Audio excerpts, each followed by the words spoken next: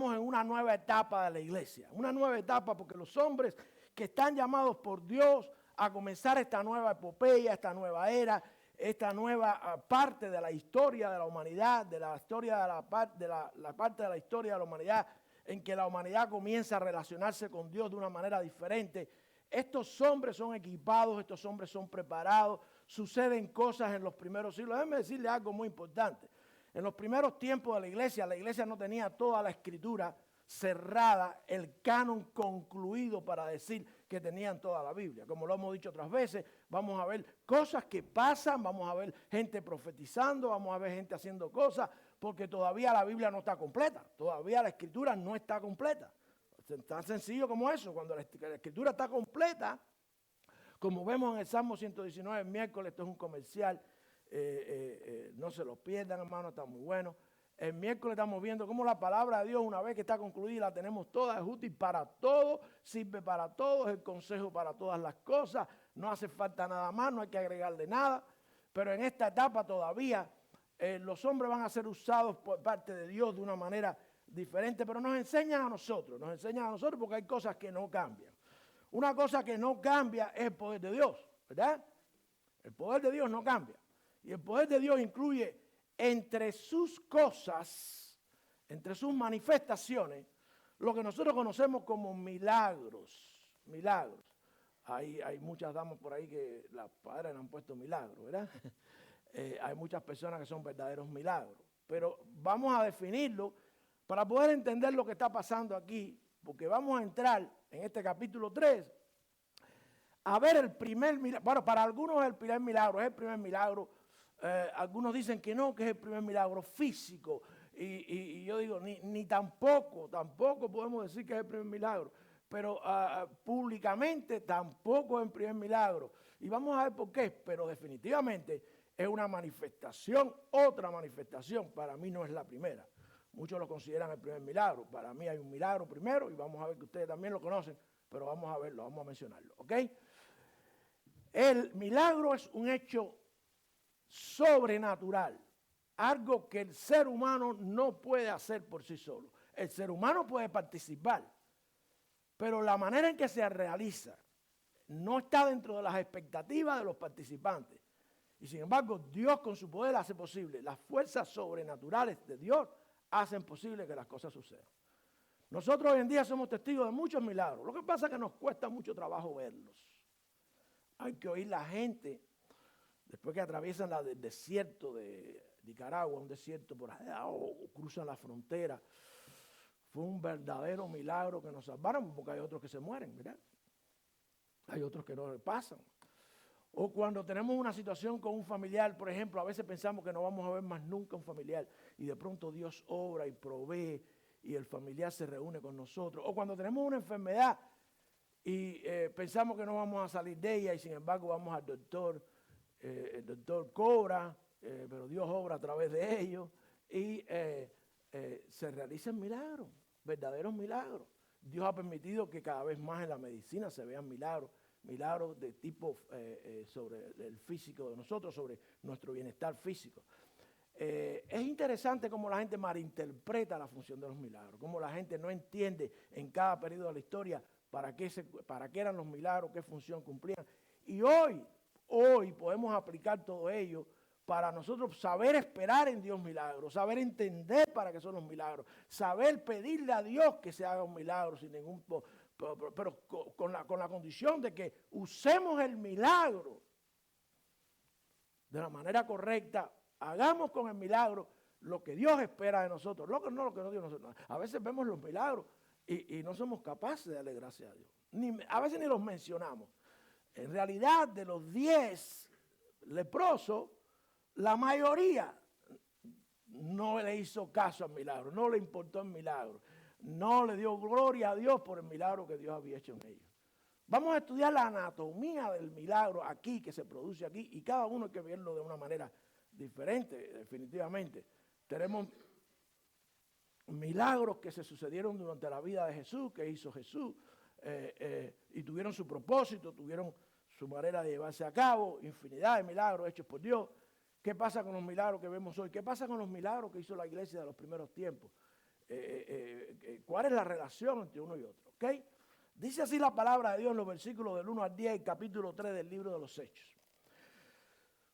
Pedro y Juan subían juntos al templo a la hora novena de la oración. Y un hombre que era cojo desde el vientre de su madre era traído, al cual ponían cada día a la puerta del templo que se llama La Hermosa, para que pidiese limosna de los que entraban en el templo. Como vio a Pedro y a Juan que iban a entrar en el templo, le rogaba que le diesen limosna. Y Pedro con Juan, fijando en él los ojos, le dijo: míranos.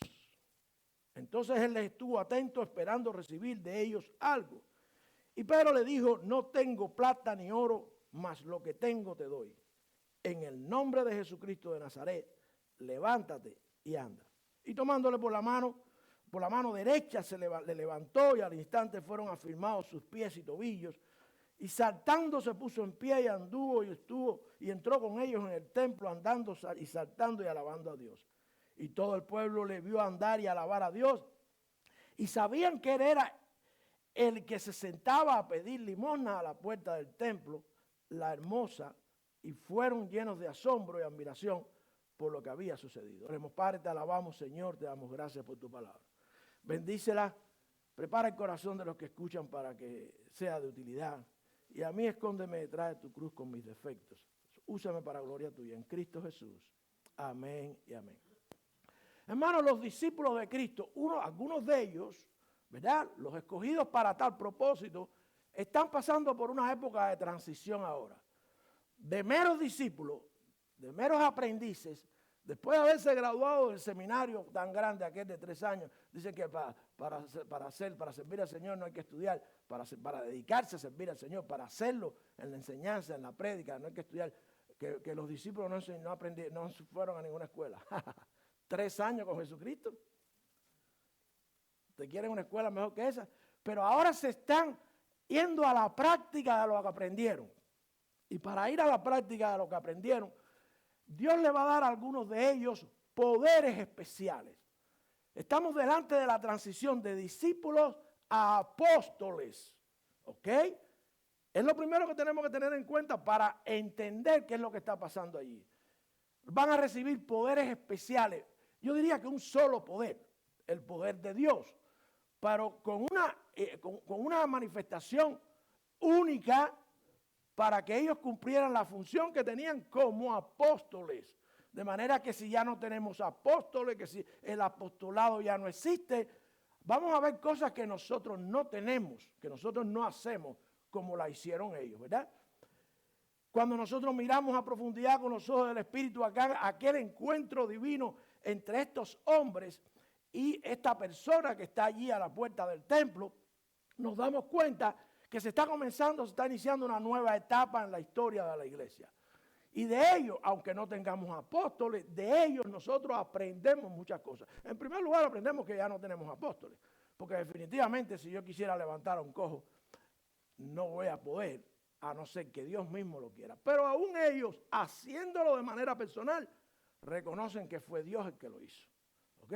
Muy importante, porque a veces la gente mira al pastor, la gente dice, no, lo que hace el pastor yo no puedo hacerlo, eso se lo dieron al pastor. No, esa vida no puede ser. No, eso no es para yo imitarlo. Es verdad. Yo estoy seguro que muchas personas, pero en el caso de los apóstoles era una cosa que era destacable la cantidad de poder que tenían, la cantidad de cosas que hacían, que nosotros definitivamente hoy no podemos, porque no existe esa condición de apostolado, ¿verdad?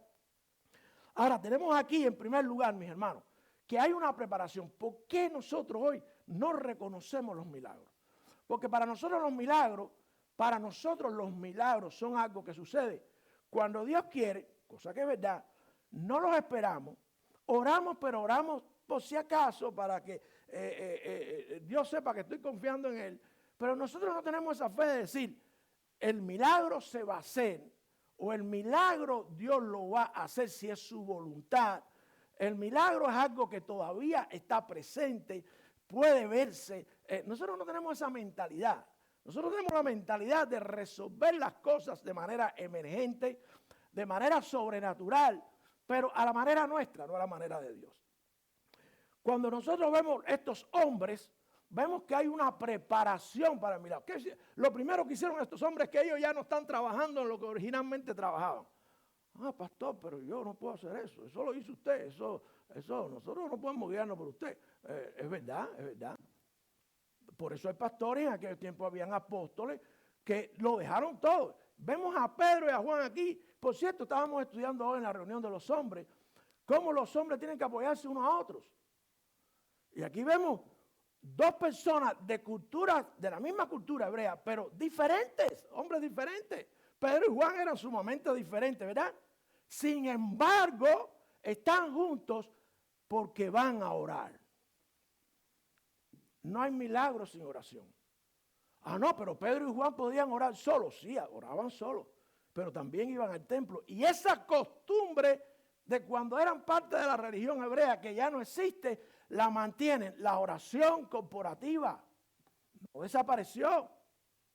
Y mientras no tuvieran esa reunión, también oraban en la iglesia, también oraban solos, porque la iglesia ya existía, ¿verdad? Pero cuando llega el tiempo de ir al templo, van al templo a orar. Van al templo a orar. Dice ahí en la escritura, Pedro y Juan subían juntos al templo a la hora 9 de la oración. Oraban 3 veces en el día. Oraban 3 veces. La hora tercera eran las 9 de la mañana. La hora 9 eran las 3 de la tarde. Y después a las 3 de la tarde volvían a orar otra vez. Y eso lo vemos cuando se habla de Jesucristo y todo su proceso en la cruz y todo. Porque eso, dependiendo del calendario judío, esos eran los 3 horarios que se mencionan allí. Ahora, oraban 3 veces al día. Qué triste que otras religiones hayan mantenido este sistema de orar 3 veces al día, los cristianos no. Los musulmanes lo hacen. Y yo no sé ustedes, pero a mí me tocó trabajar con musulmanes que vienen a este país de refugiados. Cuando ellos llegan aquí, lo primero que quieren es ir a la tienda. Pero no a comprar lo que nosotros compramos, es a comprar una esterita de mimbre. Y cuando les consigue trabajos, y llegan a los trabajos, le dicen al jefe, a la hora 9, a la hora tercera, a la hora 9 y a las 3 tengo que orar, tengo que parar para orar. Y cuidado, un empresario, un jefe, decirle que no pueden hacerlo. Pero los musulmanes todavía lo hacen. ¿Ok? Y nosotros, ¿qué trabajo nos cuesta? Un ratico y a solas con el Señor. Lo primero que lleva un milagro es una preparación en oración, consciente de que Dios puede hacerlo, consciente de que Dios puede hacer cosas que nosotros no podemos hacer, consciente que solamente Dios puede hacerlo y consciente desde entonces que nosotros cuando suceda, por lo que haga Dios le vamos a dar gloria y honra todo el tiempo. Tenemos allí, mis hermanos, los versículos del 1 al 3, dice el versículo 2, y un hombre que era cojo del vientre de su madre era traído, el cual ponían cada día a la puerta del templo, que se llama de la Hermosa, para que pidiese limosna de los que entraban en el templo. Como vio a Pedro y a Juan que iban a entrar en el templo, le rogaba que le diesen limosna. Lo primero para un milagro es, vemos, la comunión de los hombres que Dios va a usar en ese milagro. No la arrogancia, no la excesiva valoración de que Dios va a obrar a través de mí. No, una comunión con Dios. Lo han dejado todo, van al templo a orar. Claro, podemos decir, ellos son llamados a ser apóstoles, están en esa transición. Y vemos cómo Dios va a obrar a través de ellos, pero ellos están definitivamente en una comunión con Dios. Además de la comunión, vemos el objeto del milagro. Va a ser una persona. ¿Saben ustedes que todos los milagros tienen por objeto personas? Y todos los milagros tienen por orígenes a Dios. Pero nosotros pensamos que los milagros a veces se hacen por alguien o por algo que no tiene nada que ver con el mejoramiento, el bienestar, al final del día la salvación de las almas. El objeto aquí es un hombre que es inválido de nacimiento, cojo. A lo mejor caminaba, pero no caminaba muy bien. Desde el vientre de su madre. lo traían, lo ponían a pedir limosna, porque necesitaba dinero para subsistir. Nadie le daba, le ponían para que le pidiera a aquellos que decían que eran religiosos y que consideran que como parte de su relación con Dios tienen que darle a los más necesitados algo para que sobrevivan. Pues no estaban lejos de la verdad. La iglesia es responsable de toda esa gente, no es el gobierno, ¿ok? La iglesia es responsable de todas las personas. Se suponía que la iglesia cubriera todas las necesidades de la gente que tiene algún tipo de problema económico, problema de cualquier tipo. Pero las cosas cambiaron. Mucha gente tomó el papel de la iglesia. El objeto del milagro es siempre el ser humano y siempre para la gloria de Dios. Beneficio, entendimiento, conocimiento del hombre, pero gloria y exaltación para Dios. En tercer lugar tenemos la necesidad. ¿Cuál era la necesidad? El hombre era cojo. El hombre no podía trabajar. El hombre desde que nació estaba limitado a hacer muchas cosas. A lo mejor él estaba pensando en vivir de esa manera toda la vida. A lo mejor él no estaba pensando en querer trabajar, no se nos dice la edad exacta, pero a lo mejor él no estaba pensando en trabajar nunca. De hecho, lo que nosotros hacemos es que Dios haga milagros, pero si el gobierno no está ayudando, es mejor que el cojo siga cojo porque Dios el gobierno le va a dar, la iglesia tiene que darle, la gente tiene que darle, todo el mundo tiene que proveer. Y no tenemos esa mentalidad de que Dios haga un milagro, que Dios provea para que esta persona conozca lo bueno y saludable que es trabajar, proveer, autosatisfacerse con lo que recibe de su propio esfuerzo. A lo mejor eso no estaba en su mente, pero sí está en la mente de Dios. Ahora, ¿era el único cojo en Jerusalén? No. Muchos pudieran haber pensado, ¿qué clase de religiosos? Mira, en vez de haberle dado dinero. No, pero Pedro y Juan no tenían dinero. Si acabamos de ver que en la iglesia todo el mundo vendió las posesiones que tenían y todo lo que tenían y lo dieron a la iglesia. Lo vamos a ver más adelante, se menciona de manera somera de que la iglesia estaba resolviendo los problemas de todo el mundo porque estaban cooperando. Y Juan y Pedro no tenían nada en el bolsillo que darle. Pero las cosas se hacen como Dios dice. Las cosas no se hacen como nosotros pensamos. Oh, mira qué arrogante. Dice que las cosas hay que hacerlas así. Bueno, así dice la Biblia, así hay que hacerlas. ¿Ok? Las cosas hay que hacerlas como dice Dios. No es arrogancia, es Dios el que decide cómo se hacen las cosas. Aquí no hay limosna. Oh, mira cómo pasan y le dan y no le dan al pobre. No estiran la mano. ¿Qué gente?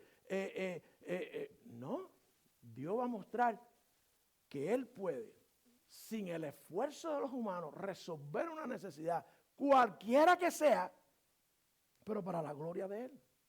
Para la gloria de Él.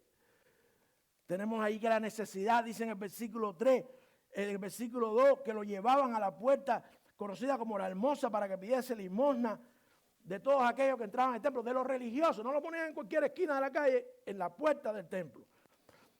Y cuando vio a Pedro y vio a Juan que iban a entrar en el templo, le rogaba que le dieran limosna. ¿Qué corazón es de Pedro y Juan que con todo lo que la iglesia estaba recogiendo, no le dan al hombre unas moneditas? Nosotros muchas veces pensamos en el milagro para no tener que hacer nuestro esfuerzo, para nosotros hacer lo que a nosotros nos mejor conviene. O a veces pensamos que le estamos a dar a la gente 4 monedas y con eso vamos a resolver el problema. 10 pesos, 20 pesos. Hay un viejo refrán que dice, enseña a alguien a pescar y no va a pedir pescado más nunca. En vez de darle pescado, enséñalo a pescar. Y tú verás que no va a mendigar pescado nunca, vas a ir a pescar. Pero la mentalidad del mundo hoy es recibir y recibir y recibir y no esforzarse. ¿Saben lo que le dio Dios a este hombre? Un problema. Porque ahora tenía que autoabastecerse. No había necesidad para pedir más limosna. Pero Dios mío, creo que te equivocaste en el milagro. Porque él vivía mejor cuando estaba cojito. El gobierno le daba, Chitre la familia le daba, todo el mundo le daba y ahora tiene que ir a trabajar. Yo me imagino que habrá muchos cojos que no quieran que Dios los sane, porque recibe bastante dinero, ¿verdad? Pero se hace lo que Dios dice en el momento en que Dios lo está haciendo. No se hace lo que nosotros decimos. Y Juan y Pedro no sacaron limosna.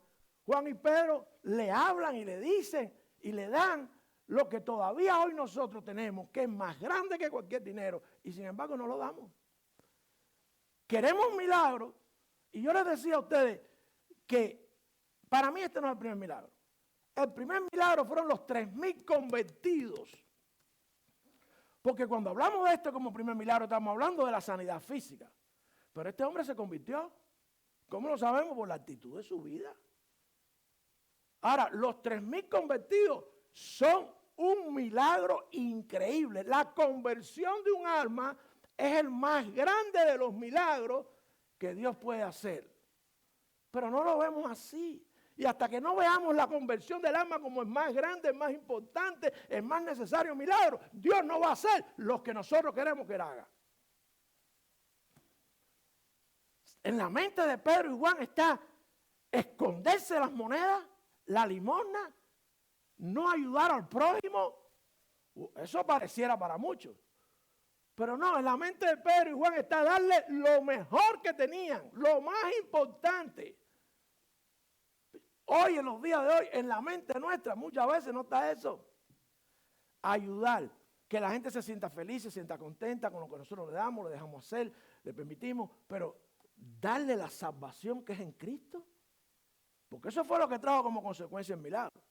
¿Ustedes creen que este hombre se levantó y salió corriendo a aplicar en Amazon, en la construcción, en algún lugar?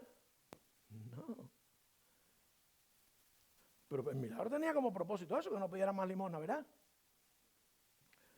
Cuando nosotros leemos en el Evangelio, en Santiago, en la carta de Santiago, en el capítulo 4, versículo 3, dice la Escritura: pedís y no recibís, porque pedís mal, para gastar en vuestros deleites. Dios sabe cuándo queremos que Él haga un milagro para nosotros, satisfacer a nosotros, satisfacer a la familia, satisfacer a todos que queremos darle algo para que digan qué bueno tú eres, para que nuestra salvación entonces se complete, porque creemos que es por obras nuestra salvación, y hacemos de los milagros de Dios algo como parte de nuestra, de que Dios haga lo que nosotros queremos que Él haga, y que la gente diga que nosotros entonces somos lo que somos, porque Dios obró a través de nosotros. Es una tergiversación completa acerca de lo que es un milagro, y todos necesitamos un milagro, y Dios sigue haciendo milagros, pero no es lo que nosotros pensamos. Pedro y Juan, dos hombres, ya no trabajan, van juntos, uno apoyándose en el otro, van al templo a orar. Y entonces ahí se encuentran con esta situación. Y dice allá el Señor en Santiago que pedimos y no recibimos porque pedimos mal. Dios sabe para qué estamos pidiendo. A lo mejor estamos pidiendo para tener 2 o 3 moneditas para darle a alguien. 5 pesos, 10 pesos. Y hacemos del ministerio, hacemos del ministerio de Dios, hacemos del evangelio un negocio. Dios me da y yo doy, Dios me da y yo doy. Hacemos como una revolución social que el mundo va a tener porque Dios me bendice a mí y yo le doy al mundo. No, Dios no quiere que usted le dé nada. Nosotros tenemos que ocuparnos de los pobres, y los pobres, dice la Escritura, estarán siempre con nosotros. Pero Dios lo que quiere es el milagro de la salvación en cada quien.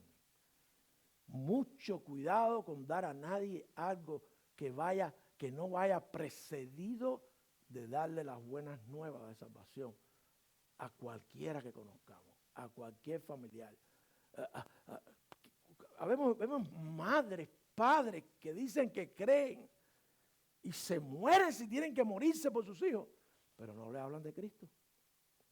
¿What? ¿Es verdad? Qué fácil hubiera sido sacar 2 monedas del bolsillo, tirarse a la loma y seguir, porque yo voy a orar. Yo vine aquí a orar. donde quiera que tú vayas, estés haciendo lo que estés haciendo, lo primero es compartir las buenas nuevas de salvación. De manera que tenemos ahí que hay una preparación. Hombres dispuestos, hombres preparados, hombres que van a orar, hombres que quieren hacer la voluntad de Dios, no la voluntad de los que están pidiendo, ni de lo que han hecho la gente anteriormente. No, lo que Dios quiere hacer. Lo que Dios quiere hacer a partir de ello es trastocar al mundo, transformar al mundo, radicalizar al mundo, sí. Y ellos dijeron, bueno, los vemos que esta es como su primera actividad social o pública que van a hacer. Y desde entonces había que empezar a predicar el Evangelio. Había que empezar a predicar el Evangelio. Ahora tenemos en los versículos del 4 a 7 la consumación del milagro. Dice ahí el versículo 4, y Pedro con Juan, fijando en él los ojos, le dijeron, míranos. Parece que esta era la actitud del cojo. Y todo el mundo echaba, y todo el mundo echaba, y todo el mundo echaba. No. La gente tiene que saber de dónde vienen las cosas. La gente tiene que saber que no tenemos miedo de decir de frente lo que creemos. La gente tiene que saber que lo que nosotros vamos a hacer es la voluntad de Dios. Y ellos le dicen, no, levanta tu rostro, míranos. ¿Me vas a oír algo? No se trata de que la gente oiga de Cristo. Se trata de que la gente entienda, reciba frente a frente, cara a cara, lo que tiene Jesús para ellos. No es que oigan solamente, es que con todos los sentidos, con la vista y con todos los sentidos, oigan que son pecadores, que están condenados, que necesitan un Salvador, que solamente en Cristo hay perdón de pecados. Esto no es de, a lo mejor, yo no sé, yo creo que todavía no tenían tratado, tirarle un tratadito allí en la bolsa, o decirle algo bonito, Cristo te ama, y seguir caminando. No. Intencional, frente a frente, con toda la atención. Míranos. Y en eso le sonó el teléfono al hombre, al cojo. Espérate. No. Presta atención que vamos a hablar contigo. Presta atención que vamos a hablar contigo. El enfoque de ellos estaba, dice el versículo 4, que había un enfoque marcado en el ser humano. Es el ser humano, el que está allí es un hombre pecador. El que está ahí, de hecho, déjenme decirle que se consideraba que todos estos pecados venían producto de pecados anteriores de los padres. Y todavía hoy tenemos gente en esas condiciones, producto del pecado de los padres. Ya sabemos que el alcohol trae una serie de malformaciones y de cosas. El alcohol, por mencionar algo. Todavía no sabemos cuántas cosas consumimos que traen problemas en los muchachos, ¿ok? Ya sabemos que el alcohol trae uno de estos problemas físicos en los muchachos, lo sabemos, confirmado. Porque el pecado siempre trae consecuencias. Y se consideraba que este hombre estaba así porque esto era fruto del pecado. Ahora, ¿hay que decírselo? No, lo que hay que decirle es que hay solución, que su vida no tiene que ser así, que su vida puede cambiar, que su vida puede ser diferente, que no tiene que pedir limosna, que puede ser un ser humano que se autoabastezca, que luche por sí mismo. Y eso solo lo da el Evangelio. Le podemos conseguir, yo prácticamente veo toda la semana, cuando voy allá con los metales, a una persona que desde que llegó, yo no le di dinero, pero apareció el dinero que alguien lo donó para él. Y le pusimos trabajo, y nunca lo hemos visto. Claro que le predicamos el Evangelio. Le predicamos el Evangelio, pero no fue la reacción de este hombre cojo. Bueno, cuando llegamos aquí en nuestro país estamos cojos, ciegos. Esa es la verdad. Mudo. Eso es lo último que se nos quita. Y no vemos el milagro de Dios. Miramos para atrás y vemos que nuestra vida ha cambiado, nuestra vida ha mejorado. Para muchos no. Para muchos la vida sigue igual, como decía Julio Iglesias. Y es porque no aceptan el mensaje, no quieren creer en la bondad de Dios para su salvación. Pedro y Juan tenían en su mente que este hombre necesitaba no 4 monedas ni 10 monedas, sino lo que toda persona necesita, la salvación de su alma. Hay un enfoque marcado. Mira, nos vamos a hablar contigo lo más importante, vamos a dedicarte tiempo, vamos a explicarte. Hay un enfoque marcado en los versículos 4 y 5, dice el 5, entonces él les estuvo atento. esperando recibir de ellos algo. A lo mejor su atención estaba basada en que esta gente, míranos, fíjate, todo el mundo te da moneda, yo te voy a dar 100 pesos. Fíjate bien quién te lo da, ¿ok? Es más, hazme una cartica de thank you. No, el hombre a lo mejor tenía eso en mente, porque dice que atentamente esperando recibir algo de ellos. No decía esperando recibir más que los demás, pero algo importante iba a recibir. Hay un enfoque en el hombre, en el objeto, en la persona. Tenemos que enfocar nuestra vida en el que está al lado de nosotros, en el que vive con nosotros, en el que trabaja con nosotros, que si se muere y no conoce a Cristo, va para una condenación eterna. Enfocándonos en el ser humano. Enfocándonos en el ser humano. Yo recuerdo, teníamos un programa de trabajo con un colegio bautista donde venían hispanos. Y una vez teníamos un hispano en la casa que venía a pasarse las vacaciones con los cosas, un muchacho del colegio. Se suponía que iba a ser misionero o pastor a partir de ahí, cuando terminara ese colegio en Puerto Rico. Y entonces hicimos una fiesta en la casa y vino gente inconversa, gente de la iglesia, de todo. Y el muchacho se me tranca en la casa a leer. Y fui y le dije, mira, es muy bueno que leas, pero el ministerio son la gente. La gente te va a criticar, la gente va a decir de ti, la gente te va a malinterpretar, la gente no va a aceptar tus intenciones como valederas siempre. No importa, tu trabajo son la gente. ¡Para afuera! A hablar con la gente, a conversar con la gente. Si tienes que estudiar y leer de madrugada, hazlo de madrugada. Pero donde hay gente reunida, ahí está el hombre de Dios que Dios ha mandado. Ahí el hombre quiere. Por eso yo siempre quiero estar en las fiestas de ustedes. No porque yo sea comelón, a mí me encanta ir a las fiestas de ustedes nunca me invitan. Pero esa es la intención. Porque el enfoque está en la gente. Esto no es nada que yo sea mejor que ustedes porque me enfoque. No, eso es lo que ustedes deben tener. A Dios ustedes lo salvó igual que a mí. Les dio lo mismo que a mí, lo mismo que le dio a Juan y a Pedro, que ellos van a usar ahora. Se los dio a ustedes, me los dio a mí. Es solamente de manera premeditada e intencional decir, mi enfoque son la gente que no se muera sin Cristo. Y después vemos allí en el versículo, el instrumento, el versículo 6, el instrumento que Dios usa. Dice el versículo 6, Pedro le dijo, no tengo plata ni oro. Yo oí decir que tú ahora estás en un grupito que la gente vende las cosas y tiene mucho dinero, porque eso se corre, ¿verdad? Que la iglesia tenía muchos recursos, que la iglesia ayudaba a la gente y tenían favor con toda la gente del pueblo. Que Pedro y Juan a lo mejor estaban diciendo mentiras. No, eso es lo que se recogía ahí, no era para ellos. Ellos no están diciendo mentiras. No tengo plata ni oro, mas lo que tengo te doy. ¿Usted tiene? ¿Usted tiene? Debía haberle puesto el título a ese mensaje. ¿Usted tiene? No, pastor, yo gano el mínimo de salario. ¿Usted tiene? No, pastor, yo tengo, llevo nada más que un año aquí y tengo deudas, que eso es lo más grande del mundo. Usted tiene el mensaje de salvación.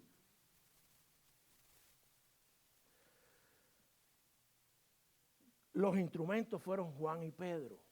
El instrumento no fue riqueza, el instrumento no fue nada. Fueron Juan y Pedro.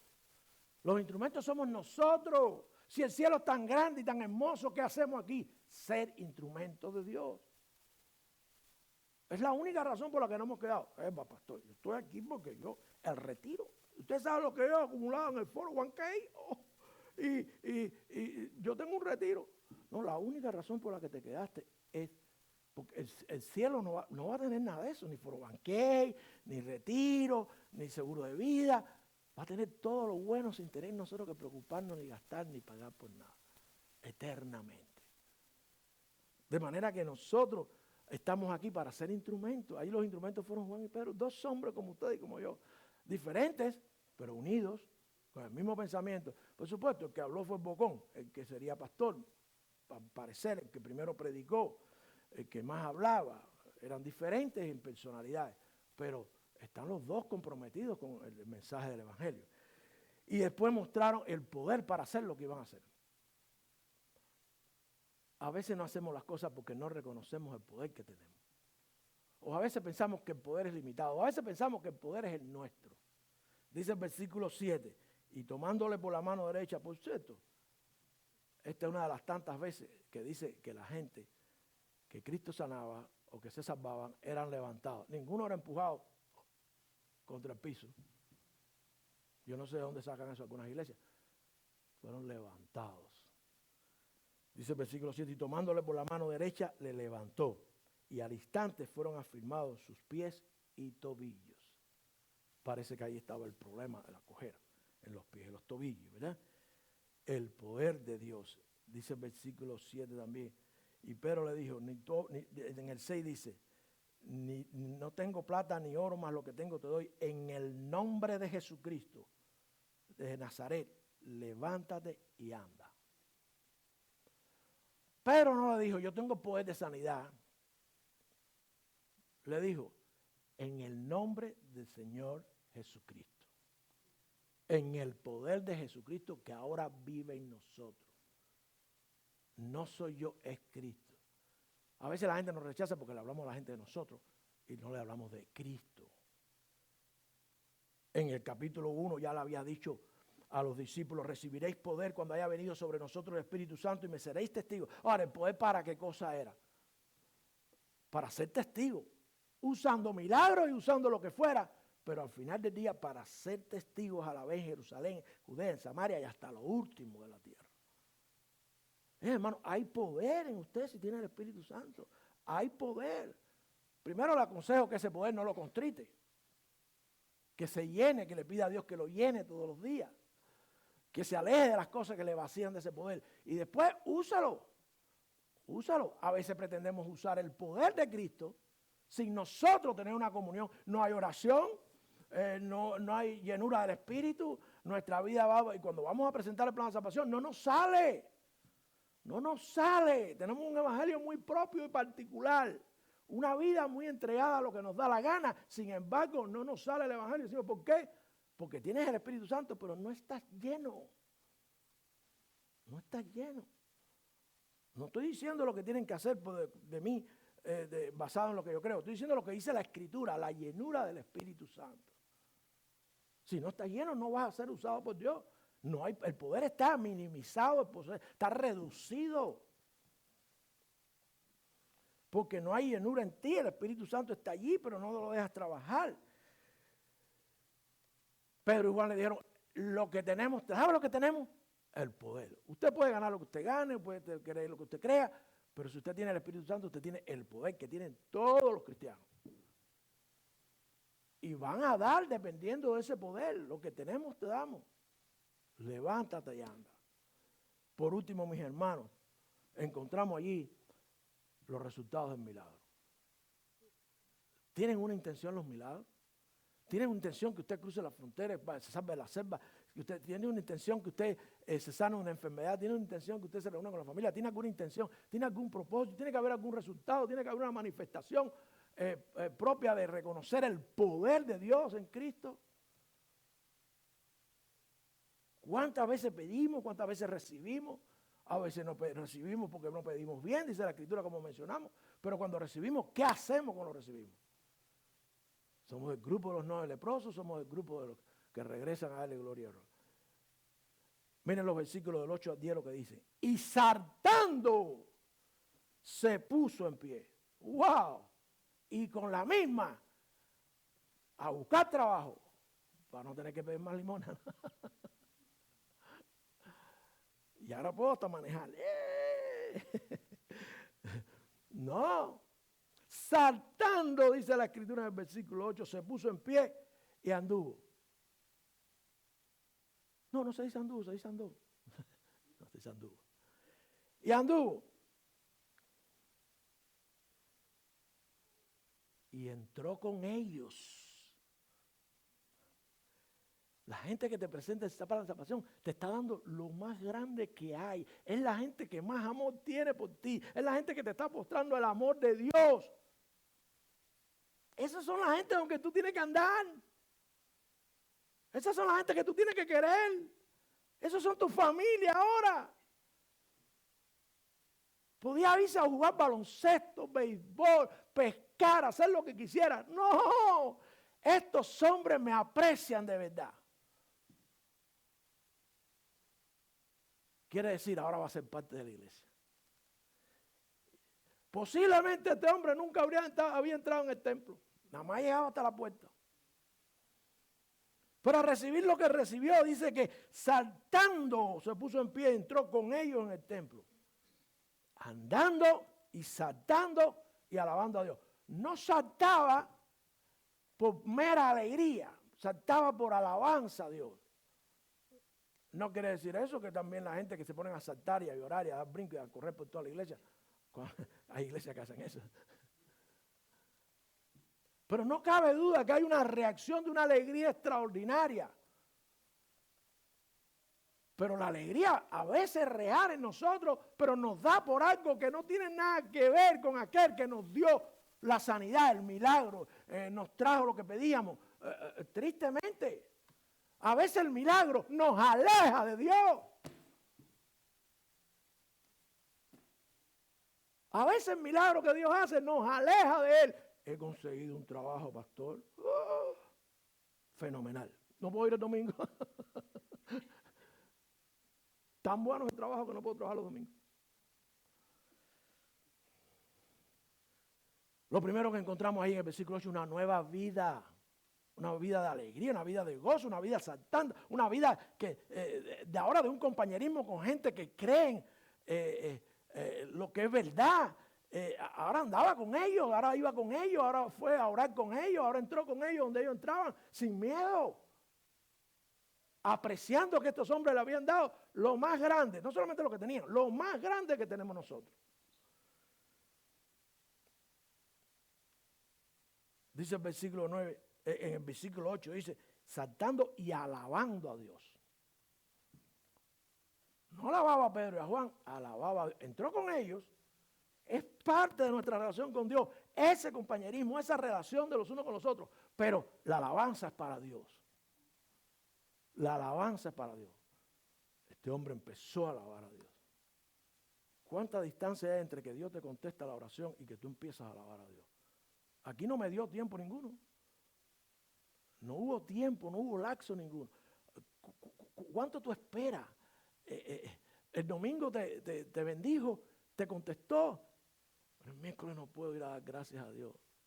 Oh, pastor, pero yo le digo gracias en la casa. Oh, yeah. Hay un aspecto importante que es el testimonio para que otros crean.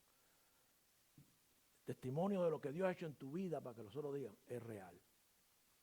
Dios es cierto, Dios es real, Dios tiene poder. Miren el versículo 9. Y todo el pueblo le vio andar y alabar a Dios. ¿Han visto esa gente en la iglesia? Ya estoy en la iglesia. Y el lunes por la mañana, la Coca-Cola. Se va todo el gas. La alabanza es de lunes a lunes. O de domingo a domingo. La gente lo vio, la gente dijo, wow, parece que salió del templo y siguió alabando a Dios. Y la historia nos narra muchas más cosas que vamos a ver después y que la vamos a usar con una aplicación adecuada. Porque hay muchas más cosas de lo que pasaron con este cojo. Dice, vemos ahí una nueva vida, una vida de alabanza, vemos ahí una vida de testimonio público. A veces no tenemos, ¿cuánta Biblia sabía este hombre? No nos dice ni que era, no nos dice ni que era judío. Posiblemente no conociera las escrituras, la ley y los profetas. Pero empezó a alabar a Dios. ¿Cuánto hace falta conocer para usted alabar a Dios? Para unirse a los cristianos como Pedro y Juan. ¿Cuánto hace falta saber? Este hombre no sabía mucho. A veces nosotros nos encontramos con la gente y queremos decirle lo que dice la Biblia aquí, lo que dice la Biblia. A veces tenemos poco tiempo en el Evangelio. Pero ¿qué hay con lo que Dios hizo en tu vida? Dile lo que Dios hizo, si hizo algo. Ese es el problema. Si tú crees que Dios hizo algo, si tú crees que el perdón de tus pecados, los que te condenaron al infierno, fueron todos borrados, díselo. Si tú crees que la vida que tú tenías era producto de tus pecados, díselo a la gente. Si tú crees que Cristo murió porque tú tuvieras perdón y es el único que lo ha hecho, díselo a la gente. Ese es tu testimonio. Y cuando la gente te oiga decir, no, hoy tengo iglesia. Cuando la gente te oiga decir, no, eso es para mi iglesia. Cuando la gente te oiga decir, no, mis hermanos de la iglesia. Cuando la gente te oiga decir, la Biblia dice esto, la gente va a decir, wow. Pero eso ya no existe. Ya no existe, mis hermanos. Tristemente, el testimonio es en la casa. En la casa. Bueno, la casa es difícil. La casa cuando menos testimonio yo tengo. Pero trato de que no sea tropiezo para nadie. A mi esposa no la puedo tumbar ya. Esto no es que le ponga pie de tropiezo. Pero otra gente que vean que es real, que es genuino el andar con Dios. Que vean que se puede, sin ser hipócrita, sin ser plástico, sin ser nada que la gente se engañe. No, real, testimonio. Que tú alabas a Dios, por lo que sepa decir a la gente por qué tú alabas a Dios. Fui a la iglesia el domingo, ¿a qué fuiste? Bueno, que nosotros vamos a la iglesia. Pero no, fui a alabar a Dios porque Cristo vive. Porque celebramos que el domingo resucitó entre los muertos. Y la gente dice, wow. No se asombra, la gente va a decir, ¿cómo? ¿Verdad? Yo no sabía eso. La gente te lo va a decir. En la carta a los Filipenses, Pablo en el capítulo 1, los versículos 9 al 11 le dice, y esto pido en oración. Yo lo pido a ustedes, mis hermanos, los pido, porque el testimonio es algo. Lo que vemos ahí en el versículo 10, dice en el versículo 10, y sabían que él era el que se sentaba a pedir limosna a la puerta del templo. La gente decía, wow, ese era el que era cojo, y miren cómo salió caminando. Y fueron llenos de asombro y admiración por lo que había sucedido. ¿Cuánta gente se asombra por lo que nosotros hacemos? A lo mejor no eras cojo, pero te libró de quemarte en el lago de fuego ardiendo. Y yo estoy seguro que algún milagro, si te salvaste de la condenación, sucedió en tu vida el milagro más grande que puede suceder. Ahora eres hijo de Dios. No todos somos hijos de Dios. A los que creen en su nombre, le dio potestad de ser hecho de Dios. Ahora eres hijo de Dios. Ahora tienes la protección de Dios. Ahora tienes el Espíritu de Dios. Eres nueva criatura. Todas las cosas pasaron. Todas las cosas viejas pasaron y todas son hechas nuevas. Y Pablo le dice eso a los filipenses, como yo se los quiero decir a ustedes esta mañana. Pido en oración que vuestro amor abunde aún más y más en conocimiento y todo discernimiento. ¿Cómo es el amor? El amor al prójimo. No. Si no hay amor a Cristo, si no le conoces, si no aumenta tu conocimiento, tu discernimiento, te va a ser muy difícil amar al prójimo. Eso fue lo que hicieron estos hombres, entregarse, primero que Jesucristo los enseñara, después hacer la voluntad de Dios. Eso es todo. Para que aprobéis lo mejor, a fin de que seáis sinceros e irreprensibles para el día de Cristo. Llenos de fruto de justicia, que son por Jesucristo, no por nosotros, dice ahí la Escritura, para gloria y alabanza de Dios. Si logras traer a alguien a Cristo, dale gloria y alabanza a Dios. Si hizo un milagro en tu vida, dale gloria y alabanza a Dios. Eso es lo que nos falla muchas veces. ¿Cómo aprender a darle la gloria, la honra y la alabanza a Dios después de todo lo que ha hecho nosotros? Pero ha hecho algo en tu vida. Tú te has arrepentido, has hecho un milagro más grande que es de arrepentirte y venir a Cristo. Reconociendo que eres pecador, reconociendo que solamente Cristo salva, que murió por ti. ¿Lo has hecho? Yo no espero de ti que entonces hables de Cristo si no lo has hecho. Yo no lo espero. ¿Ok? Ahora, cuando yo veo que no hay fruto de justicia de Jesucristo obrando en tu vida, lo primero que pienso es que a lo mejor Jesucristo no te ha dado nada, no porque no lo provea, sino porque tú no lo has recibido. Porque lo que Él ofrece, tú no lo has aceptado. ¿Cuál es tu situación esta mañana? Eres un cristiano que no tiene testimonio, que no alaba. Hermano, para ver milagros hay que prepararse. Nosotros no estamos preparados para ver milagros. Y cuando vemos los milagros, ¡wow! No, y después, como que aquí no pasó nada. Aquí no pasó nada, seguimos andando, me porté bien, Dios me complajo y entonces seguimos adelante. No, hermano, no. Hay que reaccionar al milagro de cada día. Para usted que ha visto este video o que disfrutó de la transmisión en vivo del servicio de alabanza y adoración de la Iglesia Bautista Calvario aquí en la ciudad de West Melbourne, en el estado de Florida, mis saludos y mis más afectuosas y sinceras gracias. por supuesto una cordial y personal invitación a visitarnos cuando lo desee y así comprobar por sí mismo que no somos más que una congregación de redimidos por la sangre del Señor Jesucristo. No somos religiosos, no somos bautistas del sur ni del norte, no somos protestantes, somos seguidores de Jesús, una familia de fe bíblica que se reúne para alabar y servir al único Dios vivo. Al tiempo que crecemos en el conocimiento de Dios a través del estudio y la prédica de su santa palabra, la Biblia. Ofrecemos servicios en inglés y español y todos los profesores de nuestros niños y jóvenes son bilingües. Esté lejos o esté cerca, planee visitarnos o no, lo más importante es que usted esté seguro de su destino eterno. Si no lo está, quiero que sepa que Cristo, Dios nuestro Creador, se hizo carne y vivió, murió y resucitó por amor a usted y a mí, para que nosotros pudiéramos disfrutar del perdón de nuestros pecados y así ofrecernos vida eterna con Él. Por supuesto, si venimos a Él humillados y reconociendo nuestra desastrosa condición delante de Dios, Él nos perdona porque para eso murió, para pagar por nuestra salvación. La Biblia nos dice que todos nosotros somos pecadores en Romanos 3:23 y en muchos otros lugares de la Escritura. Y en Romanos 5:8 nos recuerda que su amor es tan grande que siendo aún pecadores, Cristo murió por nosotros. Pero usted, si nunca lo ha hecho, tiene que arrepentirse de sus pecados y pedirle perdón, y creyendo solamente en Cristo y su sacrificio en la cruz, Él le perdona y le da su Santo Espíritu. Además de hacerle hijos de Dios, porque no somos hijos de Dios, porque nuestros pecados nos separan de Él y el resultado es la eternidad en tormento lejos de Él.